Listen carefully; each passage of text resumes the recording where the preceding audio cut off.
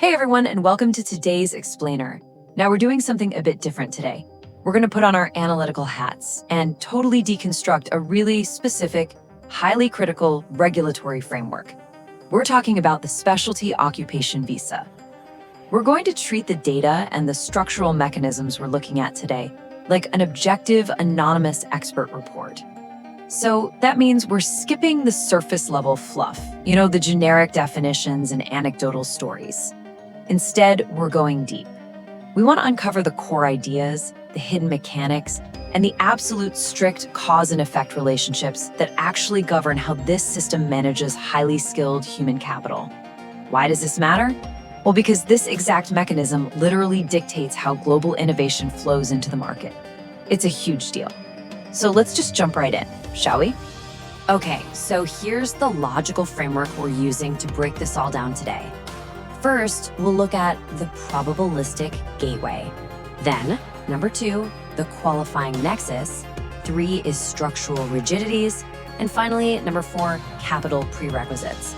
Let's move right into our first major section. Section 1, the probabilistic gateway. Let's talk about the statistical realities of this system. All right, think about this for a second. Before any individual's actual merit, their education, or their potential is even glanced at by a human being, or a regulatory body for that matter, candidates have to survive a purely randomized mathematical filter. It's literally a lottery. Based on expert analysis of the systemic data, this initial selection phase operates on roughly a 35% probability rate. That leaves 65% completely unselected. Honestly, that's not just some minor hurdle, right? It is the dominant defining feature of the entire process. The system's very first layer of defense isn't an evaluation of your skills, it's just an algorithm of chance. So the baseline assumption upon entering this system actually has to be failure due to probability, not failure because you aren't qualified. And that brings us to the implicit assumption embedded right into the heart of this regulatory framework. It's actually pretty stark. Merit is entirely secondary to statistical chance in this first phase. I mean, think about it.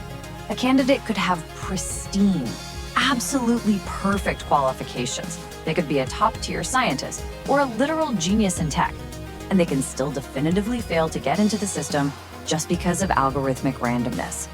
It's an absolutely crucial, non-obvious detail to understand. This system doesn't optimize for finding the absolute best talent right at the door. Instead, it optimizes for a controlled volume, strictly managed by a lottery mechanism. Moving on to Section 2, the qualifying nexus, where we define the strict parameters of the visa. Okay, so let's say a candidate actually beats the odds and navigates that 35% probability gateway. Well, the system immediately shifts gears. It goes from totally random chance to demanding this incredibly strict, uncompromising cause and effect relationship. The specialty occupation itself is defined as a professional role that strictly requires specialized education, technical training, or significant industry experience.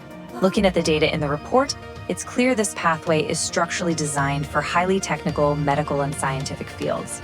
Generalists, they are systematically filtered right out.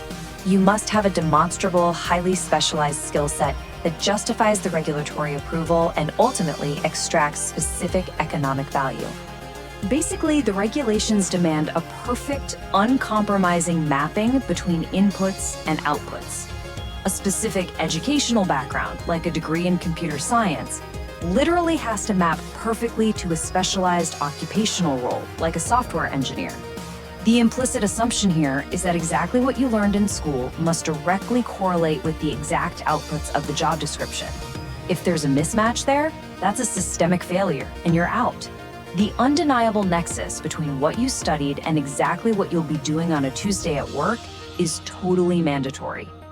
The real analytical takeaway here is that versatility is actually penalized within this framework. The system exclusively rewards exact linear correlations between training and occupational function. All right, let's head into Section 3, Structural and Timeline Rigidities, focusing on the temporal mechanics. So the mechanisms we've discussed so far, the crazy lottery and the super strict educational matching, they all operate within a highly inflexible timeline. The pipeline is strictly seasonal, almost like clockwork. It kicks off with that initial randomized entry period in the early spring, usually around March or April. If you're lucky enough to be selected, the months from April to October are carved out for regulatory review of the petitions. And all of this culminates in a hard-locked employment commencement date in October. You can't just enter this pipeline whenever it's convenient for you or the company. Human capital is inextricably bound to the system's algorithmic clock. So, what's the actionable insight we take from this? While missing that brief spring window delays employment commencement by over an entire year. That is a massive, non-obvious constraint. It's basically a hidden cost of this seasonal architecture. If a company or an individual misses that initial March or April entry period, boom, they are entirely locked out until the whole cycle resets 12 months later. There are absolutely no grace periods for late entries here. This rigid temporal barrier requires extreme pinpoint precision when it comes to corporate planning and execution. Now you might be wondering, is there any way to speed this whole thing up? Well, there is an accelerated 15-day premium processing mechanism built into the system. But here's what's truly fascinating, and honestly pretty crucial to understand. While paying for this forces the regulatory body to review the paperwork faster, within 15 days, it does absolutely nothing to bypass that hard-locked October commencement rule we just talked about. Sure, you might get your paperwork approved in 15 days, which feels great, but then you are literally just sitting there twiddling your thumbs, waiting for the calendar to hit October. The structural rigidity of that timeline remains fully intact, completely regardless of processing speed. Furthermore, the system imposes a hard limit on the duration of this specific pathway. There is a maximum authorized duration of exactly 6 years once that employment actually commences. This is a definitive expiration date hard-coded right into the system. It is absolutely not an indefinite pathway. And this creates a major secondary timeline constraint.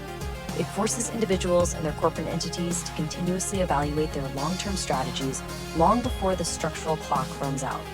It essentially acts as a forced transition point, or even forced obsolescence, built directly into the architecture of the visa. The human capital ultimately has to either exit the system entirely or figure out a way to secure a completely different regulatory classification to stick around. Let's transition to our final section. Section 4, Sponsorship and Capital Prerequisites. The entire system completely falls apart without a corporate sponsor. It just can't function. Up to this point, we've really been analyzing the individual and the timeline, but this framework actually delegates the entire burden of entry to registered corporate entities. It establishes completely non-negotiable compliance rules regarding capital flow.